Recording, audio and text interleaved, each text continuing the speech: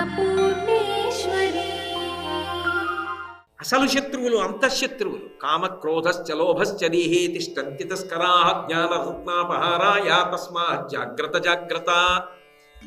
లోపల ఉంటారు అసలు శత్రువులు. ఎవరు? కామము, క్రోధము, లోభము, మదము, మోహము, మాత్సర్యము వంటి అవి అసలు శత్రువులు. ఎందుకంటే ఎంత పైకెక్కిన వాడినైనా సరే సర్వనాశనం చేసేస్తాయి. అటువంటి శత్రువులను అమ్మవారు ఏం చేస్తుందంటే మారుస్తుంది. అది అలాగే ఉంటుంది, కానీ అనుకూలమైపోతుంది.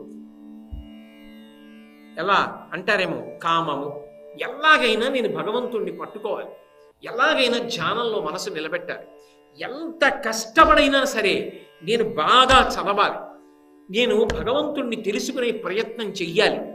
ఇప్పుడు కామము ఈశ్వర కామంగా మారి భగవంతుణ్ణి పొందాలన్న కోరిక వల్ల తరించిపోతాడు. క్రోధము అపారమైన కోపం, పట్టలేనంత కోపం.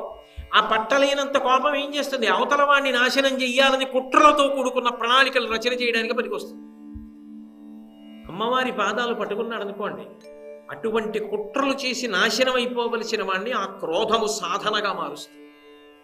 క్రోధమునందు ఎంత పట్టుదలతో అవతల వాడిని పాడు చేద్దామని ప్రయత్నిస్తాడో, సాధనలో అంత పటుత్వంతో, అంత కష్టపడి ఎన్ని మాటలు కింద పడనివ్వండి పైకి లేచి నిలబడడానికి ప్రయత్నం చేసి సాధిస్తాడు.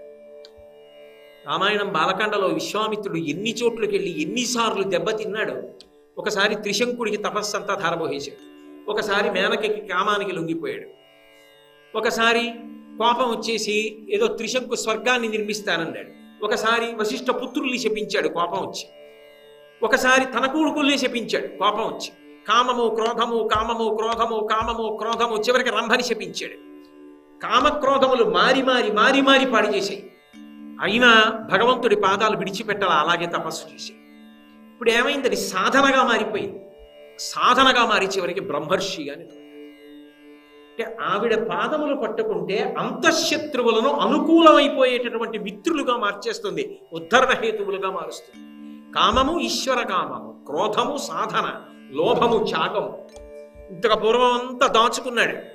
ఇప్పుడు దాచుకున్నది మనం పట్టుకెడతామా? ఇచ్చినదేదో అదే మనకి పుణ్యం, అదొస్తుంది అంటాడు. ఇప్పుడు త్యాగము చేత త్యాగే నైకే అమృతత్వ మానసు లొంగుతాడు.